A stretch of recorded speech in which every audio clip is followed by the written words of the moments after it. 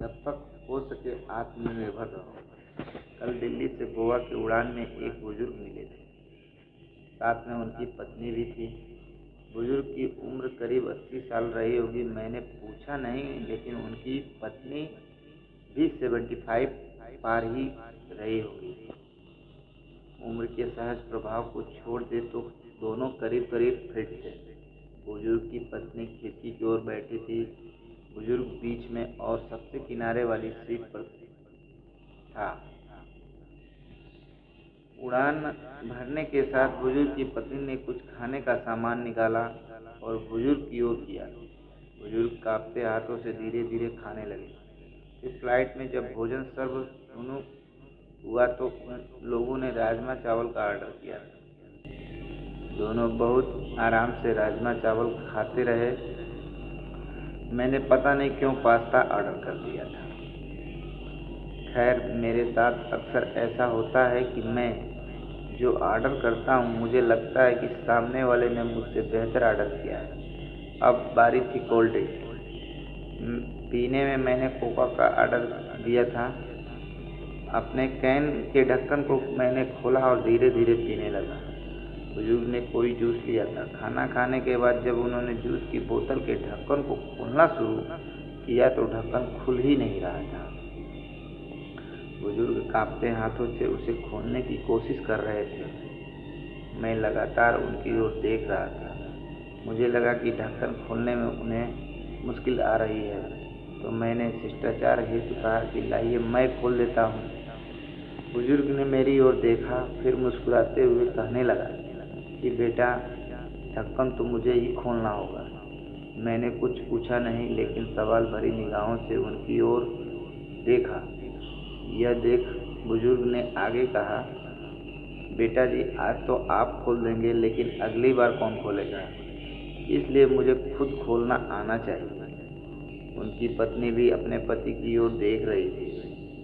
Juice की बोतल ढक्कन उनसे अभी भी नहीं खुला था, पर बुजुर्ग लगे रहे और बहुत बार कोशिश करके उन्होंने ढक्कन खोल ही दिया। दोनों आराम से जूस पी रहे थे। मुझे दिल्ली से गोवा की इस उड़ान में जिंदगी का एक सबक मिला।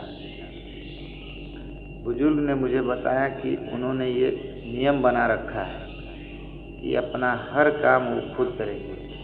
घर में बच्चे हैं, भरा पूरा परिवार है, सब एक साथ ही रहते हैं, पर अपने रोज की ज़रूरत के लिए सिर्फ वो अपनी पत्नी की मदद लेते हैं, बाकी किसी का नहीं। वे दोनों एक साथ दूसरे को समझते हैं। बुजुर्ग ने मुझसे कहा कि जितना संभव हो अपना काम खुद कर लेना चाहिए। एक बार अगर काम करना छोड़ दूं, दूसरों पर निर्भर हुआ तो समझो बेटा कि बिस्तर ही पड़ गया।